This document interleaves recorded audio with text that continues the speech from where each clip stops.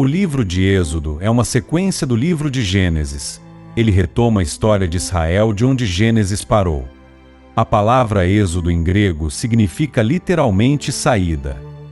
A autoria desse livro é atribuída a Moisés e ele possui 40 capítulos. O tema central do livro é redenção. Ele descreve como Deus tirou os filhos de Israel da escravidão no Egito, como ele os adotou e os constituiu uma nação, sua possessão e seu povo peculiar. O relato começa nos informando que toda a geração de José e seus irmãos já haviam morrido, mas que os seus descendentes haviam se multiplicado grandemente. É provável que José e Jacó tenham chegado ao Egito no período em que reinavam os Ixos, um povo também semita que havia invadido o Egito e subjugava os egípcios. Estes receberam e acolheram a família de Jacó. Contudo, José morreu e a dinastia dos Ixos também foi expulsa. Um novo rei de origem verdadeiramente egípcia assumiu e então toda a situação privilegiada de Israel mudou. De protegidos tornaram-se escravos, pois a nova dinastia que reinava não conhecia José e via os descendentes de Jacó como uma verdadeira ameaça, já que eram fortes e numerosos.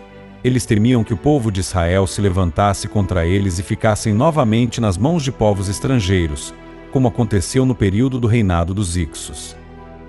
Diante da opressão e do sofrimento do povo hebreu, Deus então ouve o seu clamor e responde à sua oração por libertação. Deus escolhe um libertador, Moisés. Os detalhes da sua infância relatados nesse livro nos mostram como de maneira providencial sua vida foi preservada desde o seu nascimento. Deus o preparou por 40 anos na escola egípcia e depois por mais 40 anos na terra de Midian, como pastor de ovelhas. No Monte Horebe, Deus comissiona Moisés para libertar o povo. De início Moisés resiste, mas depois acaba obedecendo ao chamado de Deus. Ele retorna ao Egito e, com a ajuda de seu irmão Arão, tentam convencer Faraó que liberte o povo de Deus.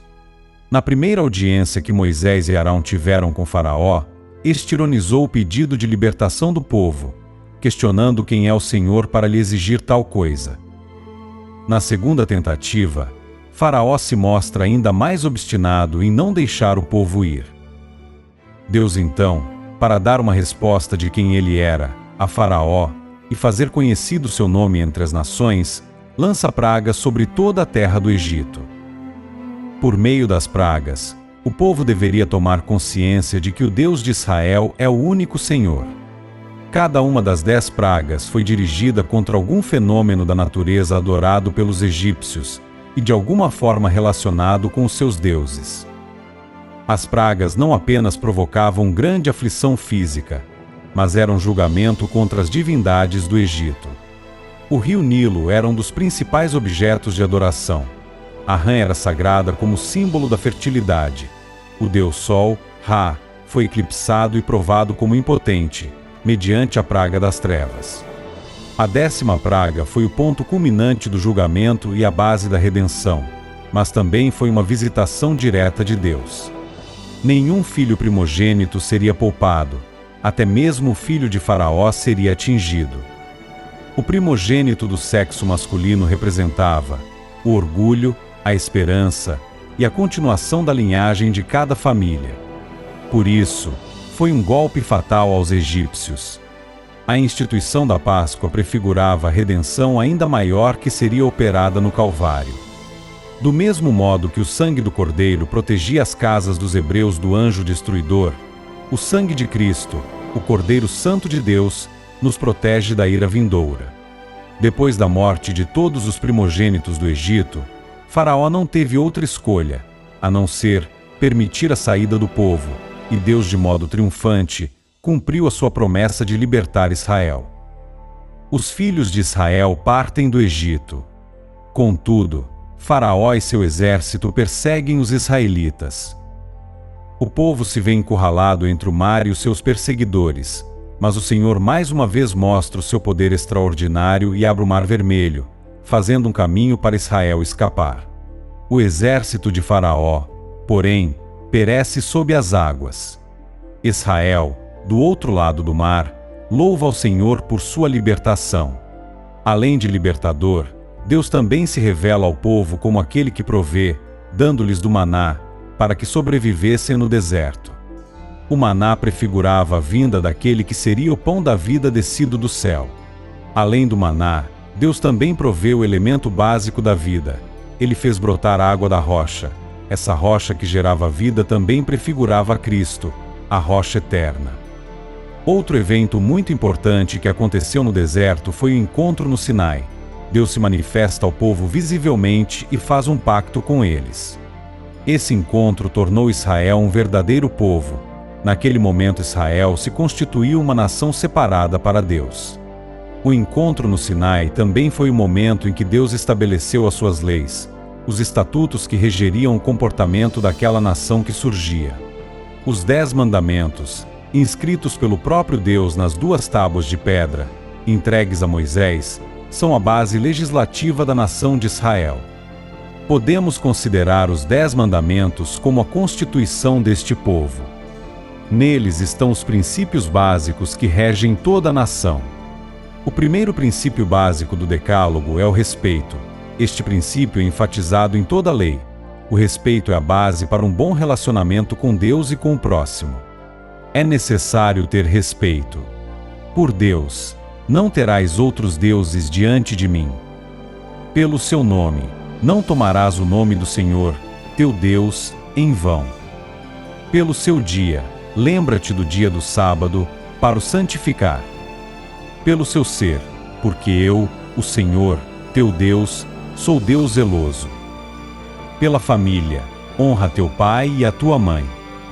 Pela vida, não matarás. Pelo casamento, não adulterarás. Pela propriedade, não furtarás. Pela reputação, não dirás falso testemunho contra teu próximo. Uma sociedade sem respeito se torna uma porta aberta para que se instalem em si mesma a imoralidade e a injustiça. O segundo princípio básico é a responsabilidade. Este princípio mostra que cada um é responsável pelas escolhas que faz e que por cada ato cometido há de se prestar contas a Deus. É enfatizada a responsabilidade individual de cada ser humano diante do seu próprio pecado. No versículo 7 de Êxodo 20 diz: porque o Senhor não terá por inocente o que tomar o seu nome em vão.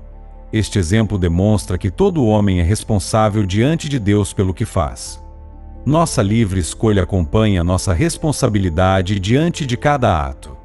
Sem responsabilidade, a liberdade vira libertinagem, que só trará atos inconsequentes e nocivos à sociedade. O terceiro princípio básico é a retribuição. Este princípio expressa a justiça de Deus, o que acontece quando o princípio do respeito e da responsabilidade são quebrados. Para que se estabeleça a justiça, é necessário que haja retribuição devida a cada ato cometido. As leis precisam refletir um padrão moral e social que precisa ser seguido. Caso contrário, qual seria a sua relevância? E se não existe punição, qual a diferença entre quem cumpre e quem não cumpre a lei? Logo, essa perderia seu papel fundamental e não expressaria a justiça na sociedade. Foi também dada a Israel a lei civil, que explicava os princípios dos mandamentos na vida cotidiana do povo, e que estabelecia as penalidades e as instruções de como executá-la. A finalidade da lei era comunicar a santidade de Deus e denunciar o pecado do homem. Foram dadas as leis civis, para dirigir o comportamento do homem em relação ao seu próximo, as leis religiosas, para mostrar como o homem deve se relacionar com Deus, e as leis cerimoniais, que estabeleciam a forma de culto que agradava ao Senhor. Após o encontro no Sinai, para que a comunhão entre Deus e o povo continuasse, Moisés recebe instruções quanto à construção do tabernáculo, a consagração dos sacerdotes e a realização de sacrifícios. Homens habilidosos e capacitados por Deus constroem o tabernáculo, e a glória do Senhor passou a repousar nele. A palavra tabernáculo em hebraico significa morada. Apesar de Deus estar em toda parte, ele estava indicando um lugar onde o seu povo sempre o pudesse encontrar. O tabernáculo era também chamado de tenda da congregação, pois era o ponto de contato e o meio de comunicação entre o céu e a terra.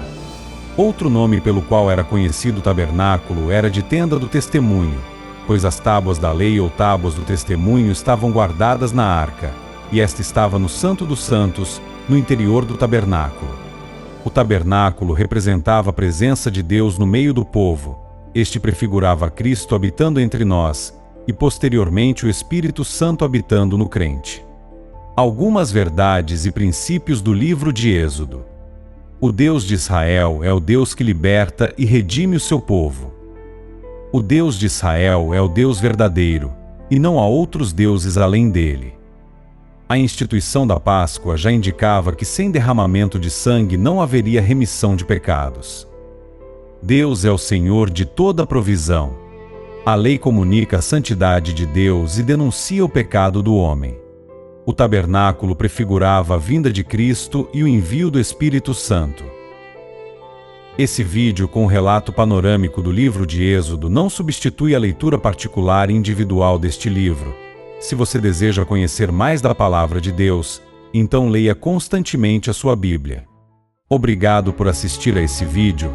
Não se esqueça de se inscrever no canal, marcar o sininho das notificações, compartilhar e deixar o seu like. Até o próximo vídeo.